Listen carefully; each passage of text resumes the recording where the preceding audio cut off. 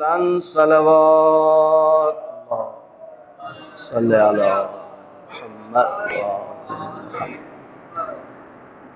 خداوند کریم آپ کی ان دعا اور عبادات کو اپنی بارگاہ میں قبول فرمائے، جو پریشان المومن کے پریشانیوں کو دور فرمائے، جن مومنین نے دعائیں ذمہ لگائیں ان کی دعائیں اپنی بارگاہ میں مستجاب فرمائے، جن مرحومین کے نام لیے گئے دیگر مرحومین کو جوار اہل بیت علیہ السلام میں جگہ نصیب فرمائے، جو بے اولاد ہے رباب کی خالی جھولی کا صدقہ بالخصوص حافظ حسین اور ساجد حسین کو اولاد نرینہ کی نعمت سے سرفراز فرمائے، آقا اور مولا امام علیہ السلام کا جلد ظہور فرمائے، آقا کے قدموں میں جامع شہادت کی سعادت نصیب فرمائے، اپنے دعا اور عبادات کی قبولیت کے لیے مل کر بآواز بلند صلوات اللہ صلی علی محمد وآل محمد۔ محترم و معزز سامعین، ایک بڑا اعتراض جو موالیان اہل بیت پہ ہے کہ آپ لوگ اتنا کیوں علی کا ذکر کرتے ہیں اور کیوں علی کا ہی ذکر کرتے ہیں۔ ہمیں اس بات پہ فخر ہے کہ ہم علی کا ذکر کرتے ہیں، لیکن کیوں کرتے ہیں؟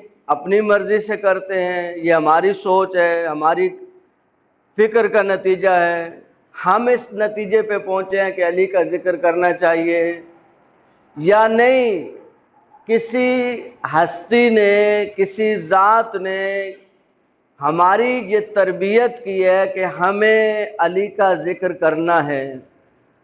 یہ ہماری سوچ کا نتیجہ نہیں ہے، یہ میری فکر کا نتیجہ نہیں ہے۔ پیغمبر گرامی کا حضرت محمد مصطفیٰ صلی اللہ علیہ وآلہ وسلم کہ اتنے فرامین امیر علیہ السلام کے بارے میں، اگر ان مجالس میں، ان 3 روزہ مجالس میں صرف مولا کے متعلق جو پیغمبر کے فرامین ہیں ان کو دیکھ کے پڑھتا رہوں تو شاید ان کے آدھے کے آدھے کے آدھا بھی نہیں پڑھ سکوں گا جو پیغمبر نے طول عمر میں مولا علی کے بارے میں فرمایا ہے۔ دیکھیں پھر پیغمبر کا فرمانا کوزے کے اندر سمندر کو بند کرنا ہوتا ہے۔ پیغمبر کے بارے میں قرآن کہتا ہے وَمَا يَنْطِقُ عَنِ الْهَوَىٰ إِنْ هُوَ إِلَّا وَحْيٌ يُوحَىٰ۔ مسلمان یہاں کیوں نہیں سمجھتا اس بات کو کہ دیکھیں پیغمبر کی اپنی کوئی مرضی نہیں ہوتی ہے۔ دیکھیں انسان پھسلتا کہاں ہے، انسان کی لغزشیں کہاں ہوتی ہیں؟ سب سے زیادہ انسان کی زندگی میں لغزشیں بول میں ہیں، بولنے میں۔ جہاں بولنا تھا نہیں بولا، جہاں نہیں بولنا تھا وہاں بول پڑا، کہیں غلط بول پڑا، کہیں صحیح بول پڑا۔ انسان کی لغزشیں، زبان کی لغزشیں زندگی میں اگر ہم نوٹ کریں خود ہم پشیمان ہو جائے کہ فلاں ٹائم پہ میں نہیں بولتا تو کتنا اچھا ہوتا، میں کیوں بول پڑا تھا خواہ مخواہ میں۔ قرآن نے پیغمبر کی زبان کی گارنٹی دی ہے، اللہ نے، قرآن یعنی خدا اپنے حبیب کی گارنٹی لے رہا ہے کہ یہ حبیب میرا حبیب ہے۔ یہ عام لوگوں کی طرح نہیں سمجھنا کہ کبھی بول پڑے تو بعد میں معاذ اللہ پریشان ہو گئے کہ میں نے کیوں ایسا بول دیا۔ نہیں، وَمَا يَنْطِقُ، یہ تو نطق نہیں کرتے ہیں، یہ تو زبان کو حرکت میں نہیں لاتے ہیں۔ وَمَا يَنْطِقُ عَنِ الْهَوَىٰ، یہ زبان کو حرکت میں نہیں لاتے خواہشات کے ذریعے، ان کو خواہشات، ان کی زبان خواہشات کی وجہ سے نہیں ہلتی ہے۔ وَمَا يَنْطِقُ عَنِ الْهَوَىٰ، خواہشات سبب نہیں بنتی ہے کہ ان کی زبان نطق کرے۔ پھر کیا ہوتا ہے، کیوں زبان حرکت میں آتی ہے؟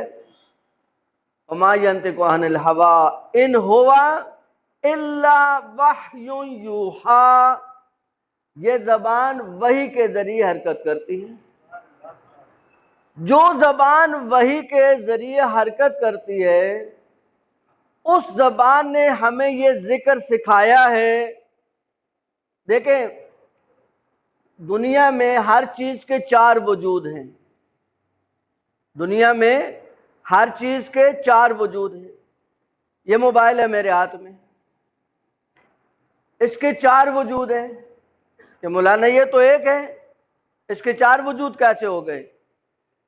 اس کو ہم اپنی علمی زبان میں کہتے ہیں وجود خارجی، یعنی جو خارج میں باہر یہ موجود ہے.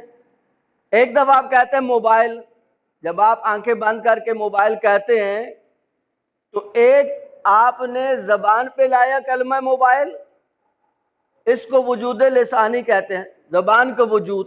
آپ نے زبان کے ذریعے ایک چیز کو وجود دیا، موبائل بولا آپ نے. آنکھیں بند کریں تو اس کی تصویر آپ کے ذہن میں آتی ہے، اس کو کہتے ہیں وجود ذہنی. ایک دفعہ آپ قلم لیتے ہیں اور کاغذ پہ لکھتے ہیں موبائل، اس کو کہتے ہیں وجود کتبی. تو ہر چیز کے علمی اعتبار سے چار وجود ہیں. وجود شفائی، زبان سے وجود میں چیز لائی جائے.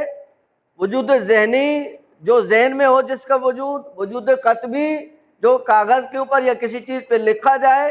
اور وجود خارجی، جو باہر چیز اصل وہ وجود ہے. اس سے پھر یہ سارے وجود سمجھ میں آتے ہیں. کائنات میں ایک ایسی ہستی ہے جس کے چاروں وجود عبادت ہے. چاروں وجود عبادت ہے. وہ کون سی ہستی ہے؟ وہی ہستی ہے جس کی آج ہم مجلس کے لیے بیٹھے ہیں. اور یہ بات پیغمبر کے کلمات سے ثابت ہے. آپ مولا علی کا نام لکھیں،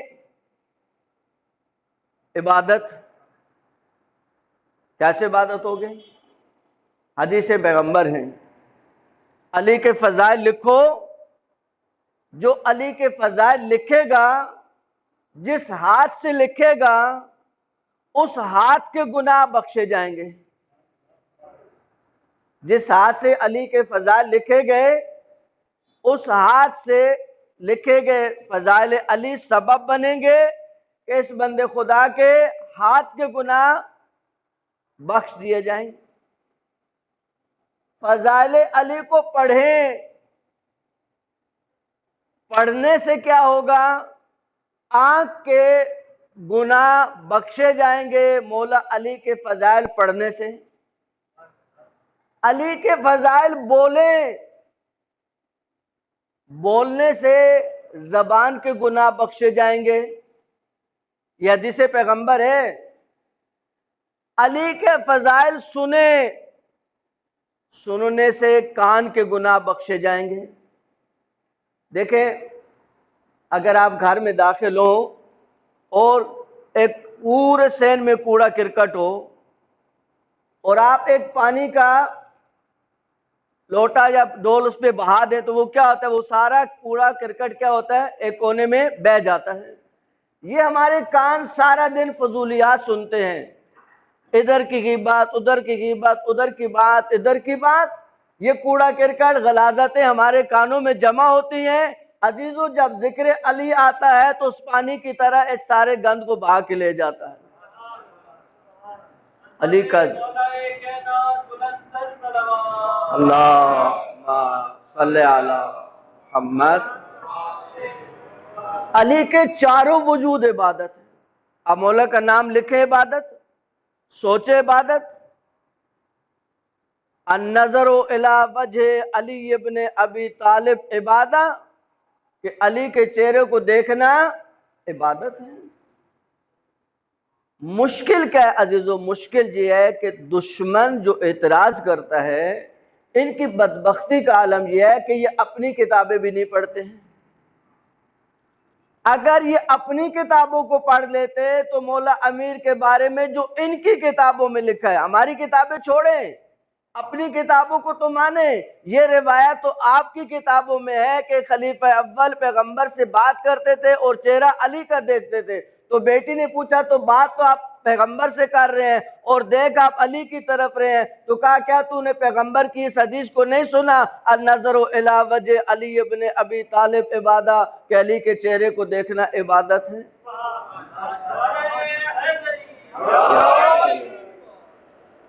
دیکھیں پیغمبر گرامی قدر اور امیر المومنین کے مشترکہ صحابی، کچھ مشترکہ صحابی ہیں نا جو پیغمبر کے بعد امیر المومنین کے ساتھ بھی رہے، ان میں ایک بڑا نام اور ایمان کے 10ویں درجے پہ فائز، وہ کون ہے؟ سلمان فارسی۔ یہ عجیب انسان ہے، اس انسان کی ہسٹری کو پڑھیں، جوان پڑھیں، اس بندے خدا کی ہسٹری کو پڑھیں، یہ پڑھنے کی چیز ہے۔ امام شناس، واقعاً امام شناس، فرصت شناس۔ دیکھیں فرصتیں بہت غنیمت ہوتی ہیں، ہم فرصتوں کو ضائع کرتے ہیں۔ امیر المومنین علی ابن ابی طالب علیہ السلام کے ساتھ اللہم صلی علی محمد وآلہ محمد سلمان فارسی چل رہے ہیں کہ باتیں کرتے کرتے مولا مدینہ کی حدود سے باہر آ گئے۔ وہ مدینہ اس وقت اتنا بڑا نہیں تھا جتنا اب ہے، یعنی حدود مدینہ سے جب باہر نکلے تو سلمان نے دیکھا کہ یہ بہت اچھی فرصت ہے، اب نہ یہاں کوئی سائل ہے نہ کوئی حکومتی ذمہ داری ہے کہ مولا بیٹھ کے کام کرے، اب مولا ہے اور میں ہوں۔ کہا مولا یہ بہت اچھی فرصت ہے اور میں آپ سے کچھ درخواست کرتا ہوں۔ مولا نے کہا کیا چاہتے ہیں؟ کہا مولا میں حضرت عیسیٰ کا معجزہ دیکھنا چاہتا ہوں۔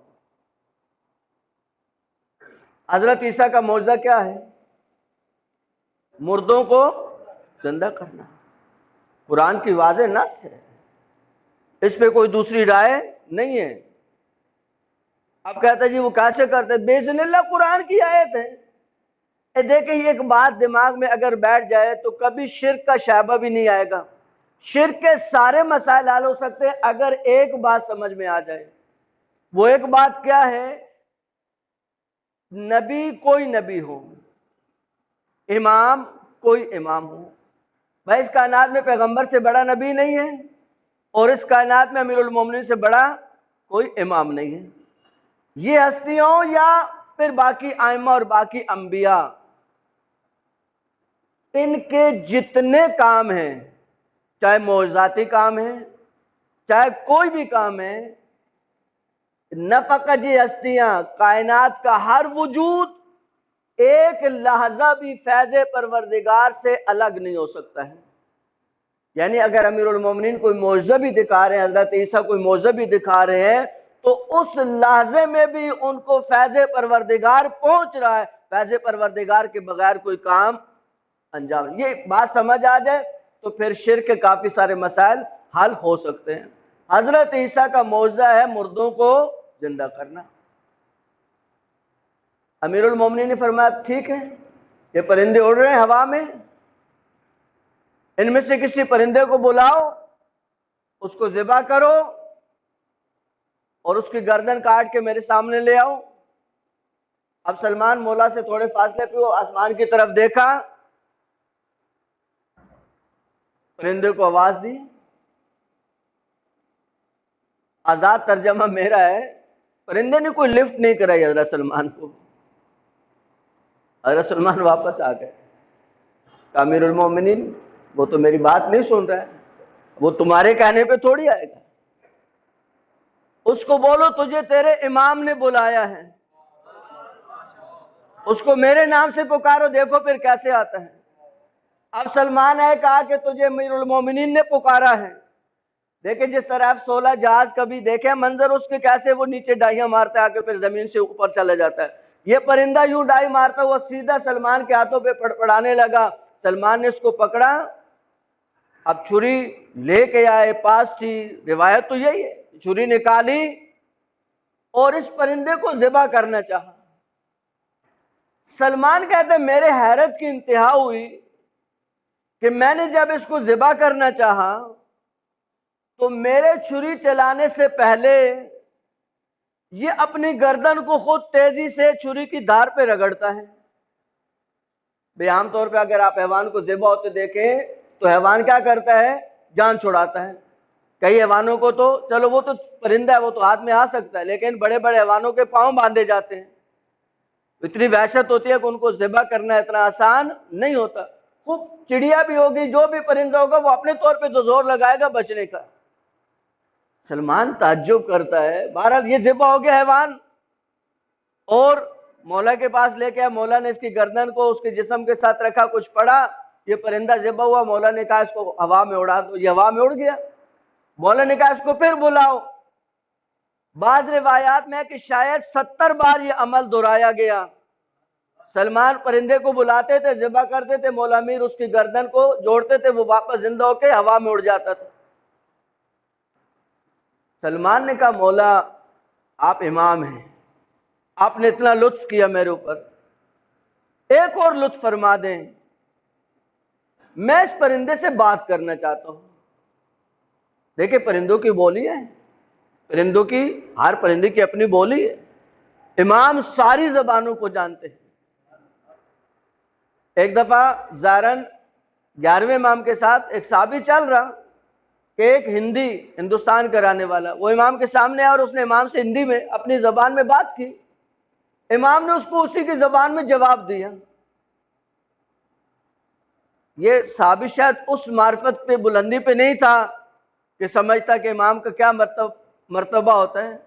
تعجب سے پوچھا کہ مولا آپ کو ہندی زبان بھی آتی ہے؟ مولا نے کہا وہ زمین پہ کنکر ہے، اس کو اٹھاؤ۔ اس نے کنکر اٹھایا، مولا نے اس کے اوپر اپنا لاب لگایا، کہا اس کو منہ میں رکھو۔ وہ کہتا جب میں نے منہ میں رکھا تو مجھے 73 زبانیں فوراً سمجھ آنا شروع ہوئی۔ تو امام نے کہا کہ جس کے لعاب کا اثر یہ ہے کہ تو 73 زبانیں جاننے لگا، میں تو امام ہوں۔ سلمان نے کہا مولا آپ امام ہیں، میں اس پرندے سے بات کرنا چاہتا ہوں، آپ مجھے طاقت دیں تاکہ میں اس سے بات کر سکوں۔ مولا نے کہا ٹھیک۔ مولا نے اس کے چہرے پہ ہاتھ پھیرا، اب اس پرندے کو واپس بلایا سلمان نے۔ کہا یہ بتاؤ کہ جب میں تمہاری گردن پہ چھری رکھی اور چھری چلائی تو تمہیں درد نہیں ہوتا تھا؟ کہا سلمان کیسی بات کرتے ہو، درد تو فطری عمل ہے، چھری گردن پہ چلے درد نہیں ہو، یہ کیسے ہو سکتا ہے؟ تو کہا پھر یہ کیا ماجرا کہ جب میں چھری چلا رہا تھا تو میرے چھری چلانے سے پہلے تم تیز تیز اپنی گردن کو چھری کی دھار پہ رگڑتے تھے؟ کہا سلمان علی کی محبت میں جان دینے کا کیا مزہ ہے تمہیں کیا پتا ہے؟ جب کوئی علی کی محبت میں جان دیتا ہے تو وہ کس لذت پہ ہوتا ہے، کس معراج پر ہوتا ہے۔ سلمان پرندے کو اڑائے ہیں۔ اب سلمان نے دیکھا بہت اچھی فرصت ہے اور مولا بھی موڈ میں ہے، یعنی مولا لطف و کرم دکھا رہے ہیں، کہ مولا اگر مناسب ہو تو ایک معجزہ اور دکھا دیں۔ کہا وہ کون سا معجزہ ہے؟ کہا سلیمان نبی کا معجزہ، وہ چونٹی والا واقعہ ہے۔ مولا نے کہا ٹھیک۔ مولا نے ایک اشارہ کیا، دیکھا کہ چونٹیوں کا ایک لشکر زمین سے ابلنا شروع ہوا اور مسلسل چونٹیاں نکل رہی ہیں، مسلسل چونٹیاں نکل رہی ہیں۔ سلمان نے پھر مولا سے اجازت مانگی، کہا مولا آپ مجھے اجازت امامت سے یہ اذن دے کہ میں ان کی سردار سے بات کرنا چاہتا ہوں۔ مولا نے اجازت دی، کہتا سلمان گئے اور اس چونٹیوں کے سردار کو بلایا، کہا کہ یہ بتاؤ کہ وہ حضرت سلیمان نبی کا جب لشکر آیا تھا تو اس کی سردارنی نے کہا کہ تم اپنے بلوں میں گھس جاؤ، یہ لشکر آ رہا ہے، یہ تمہیں اپنے پاؤں کے نیچے رونتا ہوا گزر جائے گا۔ اور قرآن کہہ رہا ہے یہ بات، وَهُمْ لَا يَشْعُرُونَ، انہیں پتہ بھی نہیں چلے گا، جان بوجھ کے یہ کام نہیں کریں گے، انہیں پتہ بھی نہیں چلے گا اور تم ان کے پاؤں کے نیچے رون دی جاؤ گی۔ حضرت سلمان نے کہا ہم بھی تو انسان ہیں، ہم بھی چلیں گے تو تم پاؤں کے نیچے رون دی جاؤ گے، لیکن میں دیکھ رہا ہوں کہ تمہارا لشکر بڑھتا ہی چلا جا رہا ہے، بڑھتا ہی چلا جا رہا ہے، اس کا ماجرا کیا ہے؟ کہا سلمان تمہیں نہیں پتا کہ کون آیا ہے؟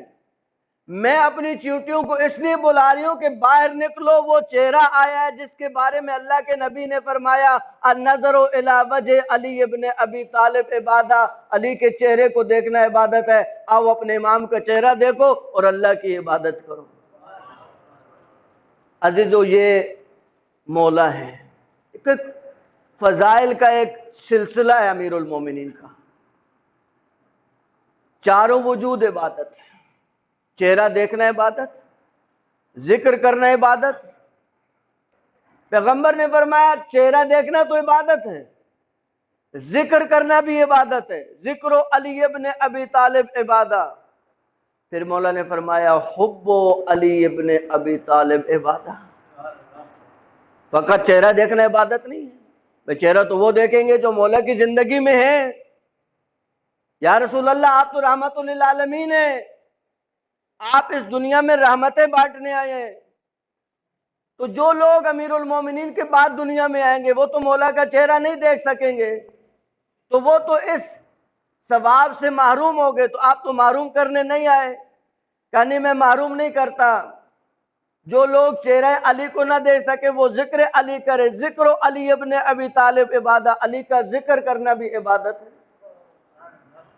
اب وہ تیز بین نگاہیں کہ ممکن ہے کوئی ایسا وقت آئے، کوئی ایسے علاقے آ جائیں، کوئی ایسے لوگ آ جائیں جو علی کے ذکر پہ پابندی لگا دیں، اعلان علی کا ذکر نہ کیا جا سکے، اعلان علی کے فضائل نہ پڑھے جا سکیں، تو وہ لوگ کیا کریں گے؟ کہ حب علی ابن ابی طالب عبادہ، علی کی محبت عبادت ہے۔ دیکھیں عزیزان، محبت کا تعلق کس چیز سے ہے؟ محبت کہاں ہوتی ہے؟ محبت دل میں ہے، محبت کا تعلق دل سے ہے۔ آپ جتنی عبادتیں کرتے ہیں، جتنی عبادت، ایک ایک عبادت کا نام لیتے جائیں۔ مثلا نماز، 5 وقت کی نماز فرض ہے، آپ نے صبح کی نماز پڑھ لی، اب انتظار کریں کہ ظہر کا وقت ہو تو پھر آپ ظہر کا فریضہ ادا کریں، پھر آپ انتظار کریں کہ ظہر کا وقت ختم ہو تو آپ عصر کا فریضہ ادا کریں، عصر کا فریضہ ادا کر چکے تو پھر وقفہ آئے گا کہ پھر آپ مغرب کا فریضہ ادا کریں، مغرب کا فریضہ ادا ہوا تو پھر عشاء کا فریضہ ادا کریں۔ یہ عبادت ہے اور بہت بڑی عبادت ہے۔ تھوڑی سی توجہ فرمائیں گے تو حب علی سمجھ آئے گی کہ حب علی کون سی عبادت ہے۔ یہ عبادت، نماز بڑی عبادت، لیکن ایک ٹائم فریم کے اندر ہے۔ روزہ سال میں ایک دفعہ ہے، 30 دن ہے لیکن سال میں ایک دفعہ ہے، ٹھیک ہے، باقی آپ مستحب، لیکن واجب روزہ واجب روزہ ہے۔ لیکن چاہے مستحب روزہ آپ رکھ بھی لیں سال بھر، اس کا ٹائم فریم تو ہے، وہ مغرب پہ آ کے افطار ہو جائے گا۔ حج 3 دن ہے، باقی تو اس کے آگے پیچھے مسائل ہیں۔ کوئی سی عبادت آپ اٹھا کے لائیں، اس کا آپ کو ٹائم فریم ملے گا، ایک ٹائم پہ آ کے اس کی عبادت کا وقت ختم ہو جاتا ہے۔ لیکن یہ علی کی محبت والی عبادت، اس کا کوئی ٹائم فریم ہے کہ صبح کریں ظہر کو چھوڑ دیں؟ بھائی باقی عبادتیں آپ نماز سوتے میں پڑھ سکتے ہیں، سوتے میں نماز نہیں پڑھ سکتے، سوتے میں اعمال حج نہیں کر سکتے، بہت سارے اعمال ہیں جن کو سوتے میں نہیں کیا جا سکتا۔ لیکن یہ وہ عبادت ہے کہ آپ سو بھی رہے ہیں لیکن یہ عبادت چل رہی ہے، کیونکہ ایسا تو نہیں ہے کہ جب آپ سو گئے تو آپ نے علی کی محبت کو دل سے باہر نکال کے رکھ دیا، نہیں، آپ علی کی محبت کے ساتھ سو گئے، جب ساتھ سو گئے تو دل دھڑک رہا ہے علی کی محبت میں، اور جب محبت موجود ہے تو عبادت تو چل رہی ہے۔ حب علی، اس میں کتنے لفظ؟ حب علی عبادت۔ اب ذرا توجہ فرمائیں، جب آپ نماز پڑھتے ہیں، یہ 5 منٹ کی نماز، یہ آپ کو کیا دیتی ہے؟ اس کے کیا فضائل ہیں؟ وہ نماز کے بے شمار فضائل ہیں، مجھے ابھی اس کے فضائل نہیں پڑھنے ہیں۔ 5 वक्त की नमाज और 5 मिनट की नमाज, उन 5 मिनटों में जब आप नमाज पढ़ रहे होते हैं, आपने कभी किसी को देखा कि वो नमाज भी पढ़ रहा और गिबत भी कर रहा हो? नमाज के दौरान किसी की गिबत कर रहा हो, झूठ बोल रहा हो, किसी को बुरा भला कह रहा हो, किसी को घूर रहा हो, किसी को गालम गलौज कर रहा हो। अगर मौलाना नमाज पढ़ रहा है, मैं नमाज में तो ये काम नहीं कर सकता हूं। क्यों भाई? का इबादत में हूं, अल्लाह की इबादत कर रहा हूं।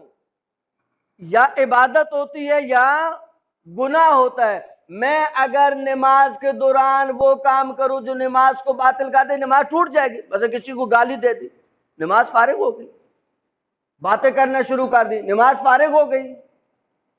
किसी की गिबत शुरू कर दी, नमाज फारिग हो गई। यानी जब मैं इबादत में हूं तो मैं गुनाह नहीं कर सकता हूं। तो अल्लाह के रसूल की निगाहें तो बहुत बुलंद है। अल्लाह के रसूल फरमा रहे, बंदे खुदा जरा अपनी मार्फत को बुलंद कर। वो जो इबादतें हैं उनका एक वक्त है, वो उस इबादत के वक्त के बाद खत्म हो जाएंगी। फिर तू ये नहीं समझना कि आप तो फारिग हो गए, अब हम तो इबादत में थोड़ी है कि गुनाह नहीं करें। तू हर वक्त इबादत में है, इसलिए कि तू अली की मोहब्बत में है। अगर तू समझता है कि अली की मोहब्बत में है, तो अली की मोहब्बत को होते गुनाह कैसे होता है? इबादत में गुनाह कैसे होता है?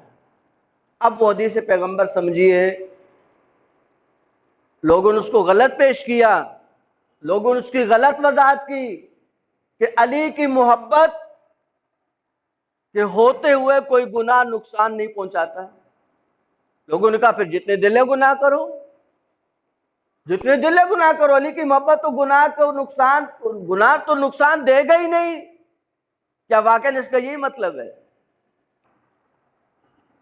अभी हवा गर्म है, आपको एसी कमरे में बैठा दें और आपको कहें कि अब आपको गर्मी नहीं लगेगी, इसका क्या मतलब होगा? कि गर्मी आएगी नहीं, क्योंकि जब आप एसी कमरे में हैं तो वहां गर्मी घुस नहीं सकती है। यानी गर्मी आएगी तो सही, आपके सीने में भी जाएगी लेकिन आपको नुकसान नहीं पहुंचाएगी। नहीं, जब मैं एसी कमरे में बंद हो गया तो अब गर्मी बाहर से आके टकरा के चली जाएगी, वो मुझे नुकसान नहीं पहुंचा सकती, क्योंकि वो अंदर दाखिल ही नहीं हो सकती। जब इंसान अली की मोहब्बत में डूब जाता है, गुनाह आता जरूर है उसकी तरफ, लेकिन अली की मोहब्बत की दीवारें इतनी बुलंद हैं और इतनी पुख्ता है कि वो गुनाह टकरा के वापस हो जाता है, लेकिन अली वाले के करीब नहीं आ सकता है। अगर इंसान समझे कि सलमान फारसी कैसे इस मकाम पे पहुंचे, आप क्या समझते सलमान फारसी को? क्यों सलमान इस मकाम रफी पे पहुंचे? क्या चीज थी सलमान को इतनी बुलंदी पे लेकर आई? सलमान के बारे में अजीब जुमला है, ये अजीब जुमला है। कहते हैं सलमान मौला अली के पीछे चल रहे थे, मौला आगे आगे हैं, सलमान पीछे पीछे हैं। जहां मौला कदम रखते थे वहां सलमान कदम रखते थे। किसी ने कहा कि अभी यहां से अली और सलमान गुजरे हैं। बंदे ने गौर से देखा, उसने कहा नहीं, यहां तो एक आदमी के निशान है, अगर 2 आदमी गुजरे तो दूसरे का निशान कहां है? कहा नहीं, अली और सलमान अभी यहां से गुजरे, मैं झूठ नहीं बोल रहा हूं। अजीजो, सलमान इतना अली के ताबे था कि मौला के निशानों के साथ निशान नहीं रहता था, इतना मौला का ताबे। ये पैरवी आसान नहीं है अजीजो, इतनी पैरवी कि मौला के पीछे इतना चले कि अपने कदमों के निशान भी ना बचे। सलमान का मर्तबा बहुत बुलंद है, इसलिए कि सलमान ने अपने आप को आले बैत में फना किया है, अपनी असली को खत्म किया। सलमान को अपनी जात से कोई गरज नहीं है। सलमान के बारे में बड़ा जुमला रिवायत के अंदर, हवाओ हवा अलीयन, सलमान की ख्वाहिश अली की ख्वाहिश होती थी। यानी सलमान की अपनी कोई ख्वाहिश नहीं होती थी। सलमान सोचता भी वही था जो अली चाहते थे, सलमान बोलता भी वही था जो अली चाहते थे, सलमान करता भी वो था जो अली चाहते थे। मौला अली के पीछे चलना, मौला अली के साथ चलना, तकवा का एक ही मतलब है अजीजों। अगर आज तक नहीं समझ आया तो इसको पल्ले बांध के ले जाए। तकवा का एक ही मतलब है अमीरुल मोमिनीन अली इब्ने अबी तालिब अलैहिस्सलाम के साए में चलना। सल्लल्लाहु अलैहि मुहम्मद वाला, मौला के साए में चलने का नाम तकवा है। یہ لوگ مولا کے سائے میں چلے، مولا کے سائے میں، ان کی اپنی کوئی چیز نہیں ہوتی تھی۔ پھر اللہ نے ان کو عزت کیا بخشی، سلمان کو کم مرتبہ ملا۔ اسی طرح مسجد میں آپ بیٹھے ہیں، اصحاب رسول بیٹھے تھے، ایک طرف گروہ انصار، ایک طرف گروہ مہاجرین۔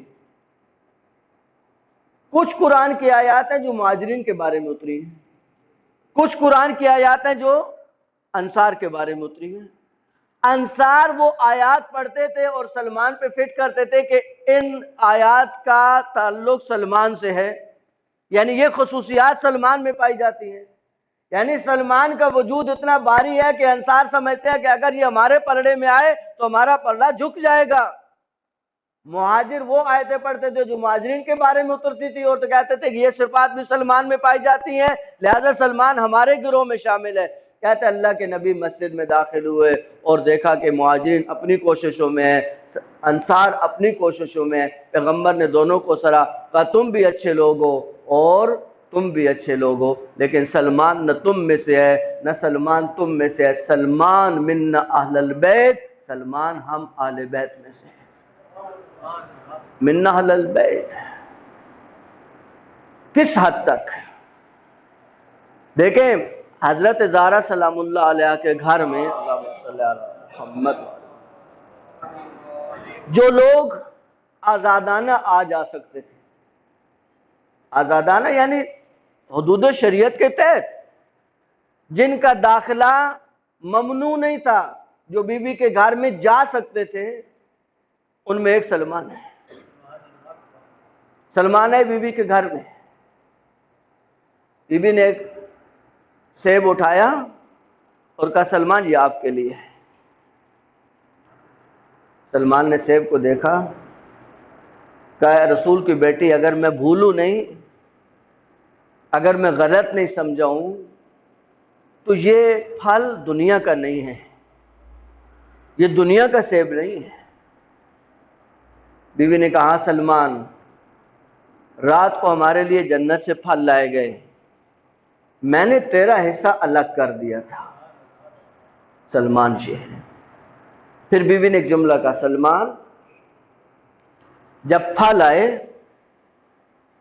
تو کچھ حوریں بھی آئیں، ان حوروں میں وہ حور بھی آئی جس کو اللہ نے تیرا مقدر کیا ہے۔ اب ہماری طرح ہوتے تو خوش ہو جاتے ہیں، لیکن سلمان معرفت کی کس بلندی پر ہے۔ کبھی بھی یہ بتائیے کہ جب وہ آئی تو آپ کے سامنے بیٹھی یا نیچے بیٹھی؟ تو سلمان یہ کیوں پوچھتے ہو؟ کبھی بھی اگر وہ آپ کے سامنے بیٹھی تو میں اس کو بہشت میں بھی قبول نہیں کروں گا۔ یہ سلمان ہے، یہ اہل بیت کی معرفت میں ڈوبا ہوا انسان، امیر المومنین علی ابن ابی طالب علیہ السلام، اللہ صلی علی محمد۔ دیکھیں مولا کی زندگی کے کئی پہلو ہیں جن کو ہمیں ڈسکس کرنا چاہیے، جن کو ہمیں بیان کرنا چاہیے، جن کو ہمیں سمجھنا چاہیے۔ امیر المومنین کی ولادت سے کچھ پہلے، یعنی خانہ کعبہ کے اندر مولا کی ولادت ہے، مولا کی ولادت سے کچھ پہلے کہتے خانہ کعبہ میں چوریاں شروع ہو گئی۔ عجیب ہے یہ تاریخ، خانہ کعبہ میں چوریاں شروع ہو گئی۔ متولیان کعبہ اکٹھے ہوئے، ظاہراً 14 متولی تھے جن میں حضرت ابو طالب بھی ہیں۔ فیصلہ یہ ہوا کہ سر مغرب خانہ کعبہ کو تالا لگا دیا جائے گا تاکہ یہ چوریوں کا سلسلہ رک سکے۔ باہمی فیصلہ ہوا، اب 14 چابیاں بنی اور ہر متولی کے پاس ایک چابی ہے۔ ایک متولی صبح کھولتا ہے، دوسرا متولی شام کو، ڈپٹیاں لگی ہوں، کس نے کہا آج بند کرنا ہے، کس نے کھولنا ہے۔ اسی دوران عزیزو سمجھیے گا مولا کی عظمت کو، اسی دوران کہ اب خانہ کعبہ پہ رات کو تالا لگ جاتا ہے۔ اب بی بی کہاں سے چلی ہیں؟ بی بی فاطمہ بنت اسد کہاں سے چلی؟ حضرت ابو طالب کے گھر سے۔ چابی کہاں پہ ہے؟ چابی تو گھر میں ہے، چابی گھر کے اندر ہے۔ نہ بی بی چابی لے کے آئیں صرف خانہ کعبہ کے سامنے آ کے کھڑی ہوئی اور اللہ سے دعا کی کہ اللہ تو میری اس مشکل کو آسان فرما۔ اب پلٹنا چاہتی ہیں کہ دیوار کعبہ شق ہوئی اور حکم ہوا اور بی بی خانہ کعبہ کے اندر داخل ہو گئی۔ اب وہ دیوار آپس میں جڑ گئی واپس۔ اب صبح روٹین کے مطابق تالا کھولنا ہے، کہا سب کے سب متولی آ گئے، سب کے پاس چابی ہیں، سوا حضرت ابو طالب کے کوئی بھی نہیں بچا، سب آئے۔ لیکن حضرت ابو طالب کس اطمینان سے گھر میں بیٹھے ہیں کہ کچھ بھی ہو گئے، تالے کی چابی ان کے پاس ہے، لیکن تالا تب بھی کھلے گا جب حکم پروردگار ہوگا۔ حضرت ابو طالب ایمان کی اس بلندی پر ہے کہ کوئی فکر نہیں ہے، کوئی ٹینشن نہیں ہے کہ تالا کھل جائے گا، زوجہ میری اندر ہے، نہیں کوئی ٹینشن نہیں ہے۔ سارے لوگ آئے، کوششیں کر لی، تالا کھلنے کا نام نہیں لیتا۔ اب آئے کہ یہ کیا ماجرا ہے۔ 3 دن کے بعد بی بی امیر المومنین کو لے کر خانہ کعبہ سے برآمد ہوئی، دیوار وہاں سے کھلی واپس، اس دروازے سے نہیں گئی بی بی، تو چابی موجود ہے، تالا کھل سکتا ہے، لیکن امام کا مقام کیسے پتہ چلے گا، بی بی کی عظمت کیسے پتہ چلے گی۔ لیکن یہ بات یاد رکھنا عزیزو، خانہ کعبہ میں ولادت امیر المومنین کا اعجاز، امیر المومنین کی عظمت نہیں ہے، اس لیے کہ جب مولا کو ضرب لگی تو ساس ابن سہان جو مولا کا صحابی ہے اس نے یہ جملے کہے، یا مولا نے جب خلافت کو سنبھالا اس وقت یہ جملے کہے، خلافت کے وقت یہ جملے کہے کہ علی آپ نے خلافت کو سنبھال کے خلافت کو زینت بخشی ہے، آپ کو خلافت میں کوئی زینت بخشی نہیں ہے۔ خانہ کعبہ میں علی کی ولادت سے کعبہ کو بلندی نصیب ہوئی ہے، علی کو کوئی بلندی خانہ کعبہ سے نصیب نہیں ہوئی۔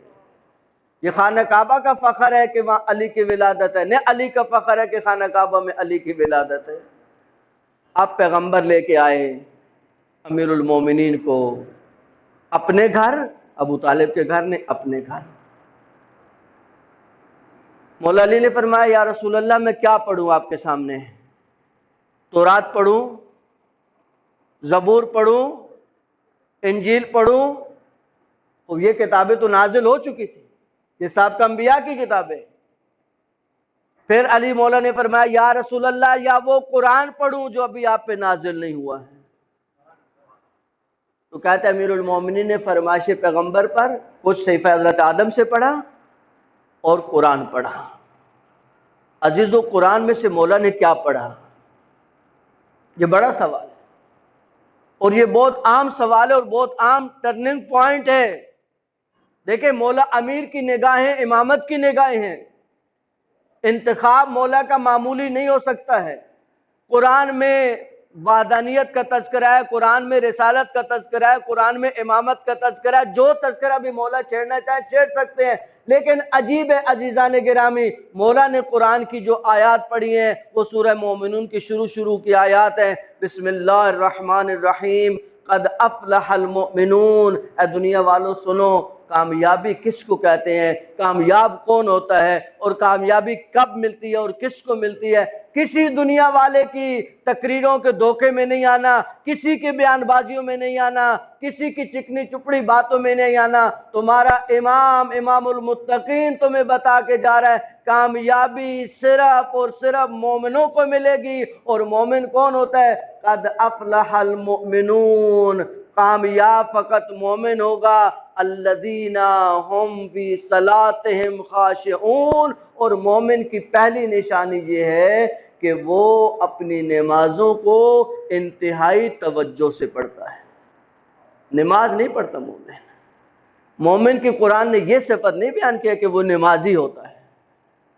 مومن کیا ہے؟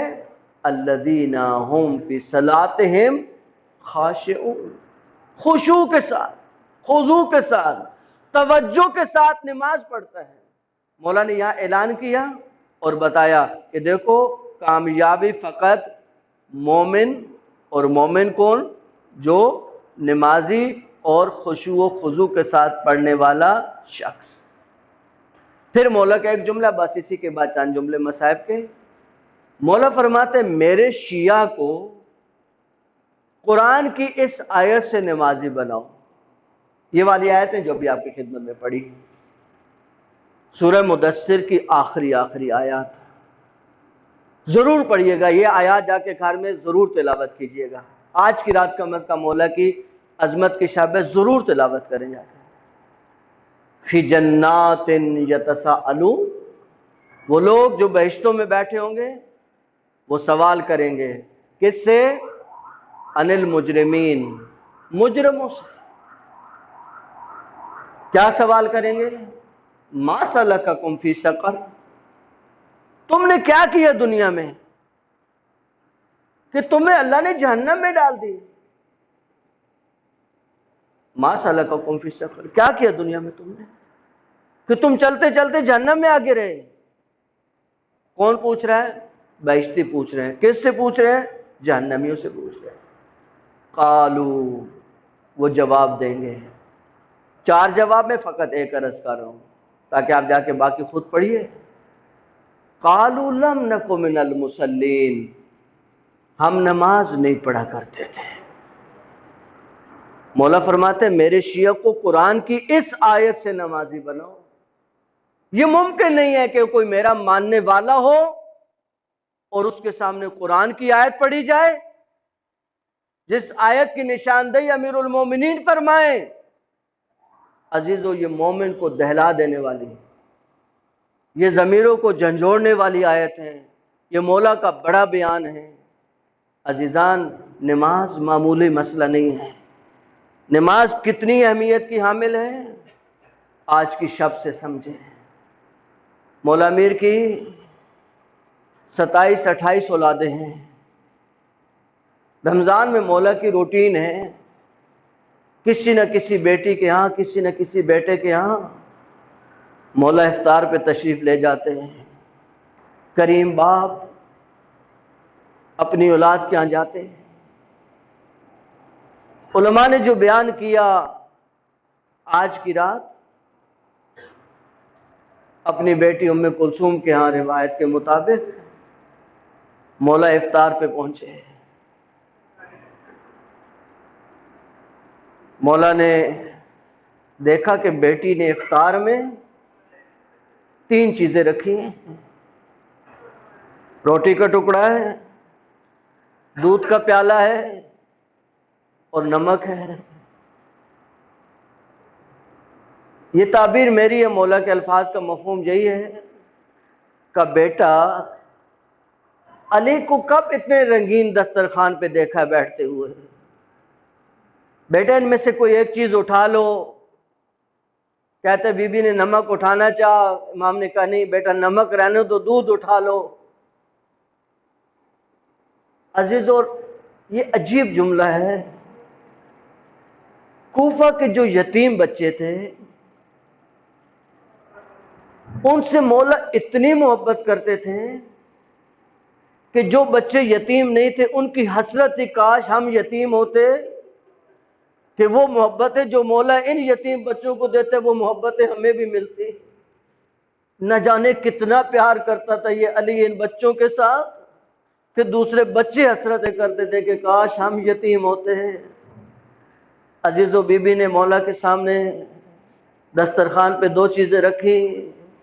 بی بی کہتے میرے بابا نے افطار کر لیا اور اس کے بعد میرا بابا نمازوں میں مصروف ہو گیا، لیکن بی بی کہتے ہیں مجھے سمجھ نہیں آتی تھی، میرا بابا بار بار سینے خانہ میں آتے، آسمان کی طرف نگاہ بلند کرتے اور فرماتے یہی وہ رات ہے جس کا میرے حبیب نے مجھ سے وعدہ کیا تھا۔ بی بی کہتے ہیں میرا دل اس وقت پریشان ہوا جب میرے بابا نے بابا سے بلند کہا انا للہ وَإِنَّا إِلَيْهِ رَاجِعُونَ۔ عزیزو، ایک بیٹی کے لیے بڑا مشکل ہے کہ اپنے بابا کی شہادت کی خبر اپنے بابا کی زبان سے سنے، لیکن یہ بامعرفت اولاد ہے۔ بی بی کہتے ہیں پھر میرا بابا نمازوں میں مصروف رہا کہ نماز شب کا وقت ہوا، آئے میرے غریب امام کو سلام کے چند جملے، السلام علیک یا ابا عبداللہ وعلى الأرواح التي حلت بفنائك عليك مني سلام الله أبدا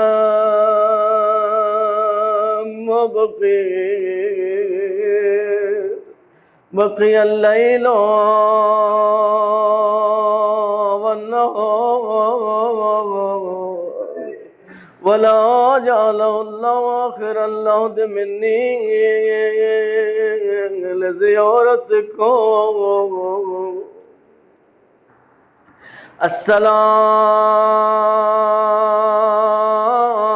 السلام على الحسين وعلى علي بن الحسين وعلى أولاد الحسين وعلى أصحاب الحسين اے عزیز و ابی زہرا زندہ تھی امیر المومنین گھر میں داخل ہوئے میرے مولا پہ چہرے کی پریشانی دیکھی بی بی کہتے ہیں اے علی میں نے سنا لوگ آپ کو سلام نہیں کرتے عزیز و مولا کی آنکھیں برسنا شروع ہو گئی کہ زہرا اگر مصیبت اتنی ہوتی میں علی برداشت کر لیتا زہرا میں اتنا غریب ہو چکا میں سلام کہتا ہوں لوگ جواب نہیں دیتے آج کی رات مولا کو مل کے سلام کرے السلام علیک یا امیر المومنین اے میرا غریب آقا او میرا مظلوم آقا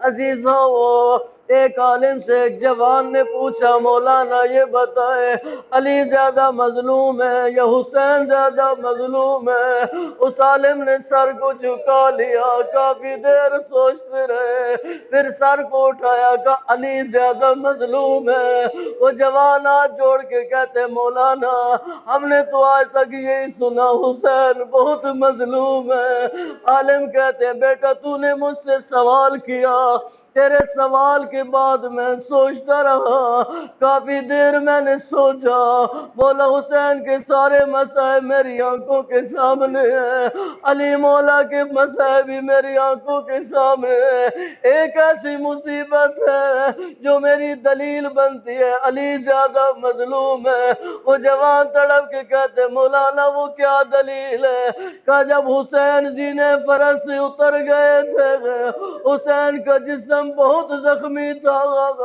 جسم پہ زخموں کے اتنے نشان تھے شاید ایک انگوٹھی کی جگہ بھی باقی نہیں تھی لیکن دشمن کو پتہ نہیں چلتا تھا حسین شہید ہو چکے ہیں یا بھی حسین کی جان میں جان ہے ان ملونوں کو سمجھ نہیں آتی تھی لیکن ہیبت اتنی تھی مولا کی کہ یہ قریب نہیں جا پا رہے تھے شمر ملون نے کہا اگر سمجھنا چاہتے ہو حسین زندہ ہے یا نہیں کوئی حسین کے قریب جا کے اتنا کہہ دے حسین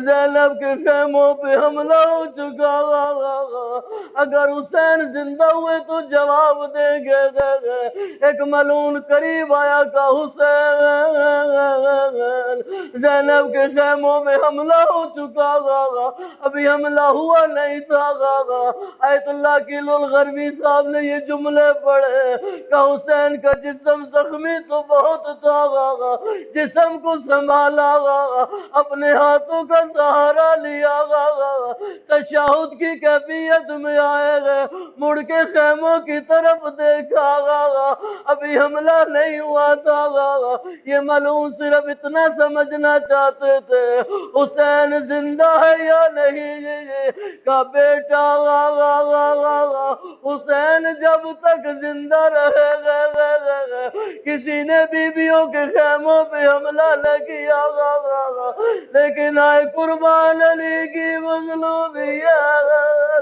علی گھر کے اندر موجود ہے، زارا کے دروازہ گرا، زارا کی چیخیں بلند ہو گئی، لیکن عزیزوں عجیب ہے یہ مرحلہ، ہم کسی مشکل میں آئے، ہم کس کو پکارتے ہیں؟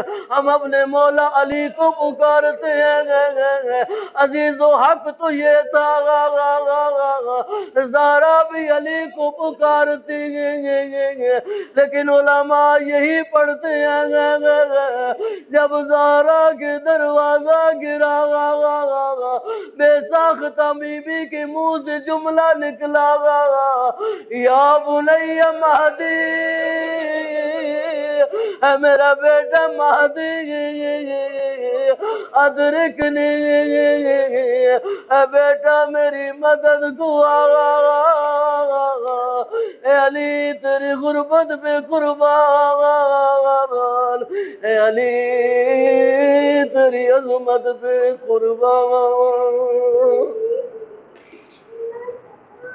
اللہ ولعنت اللہ علی القوم الظالمین وسیعلم الذین ظلموا ای منقلب ینقلبون۔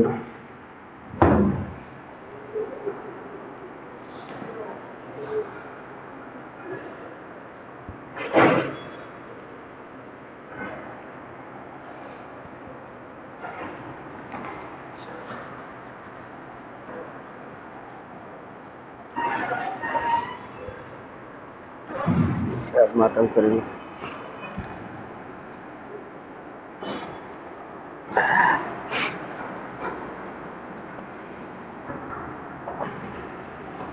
علی مولا،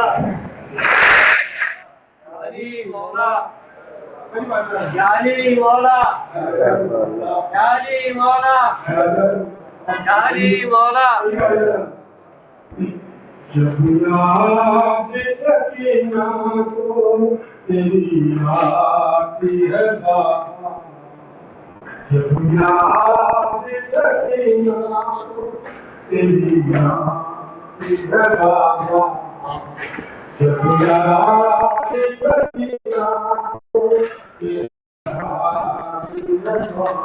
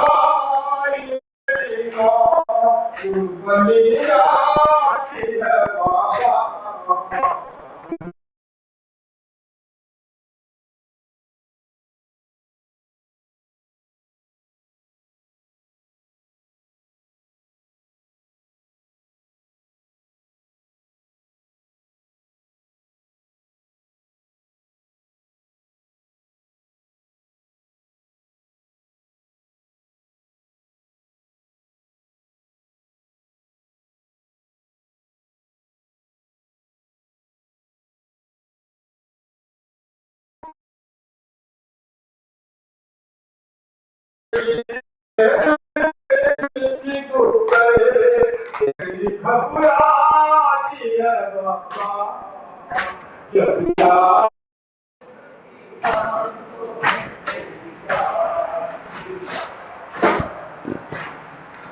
یہاں ہی رکھتے ہیں. Thank you.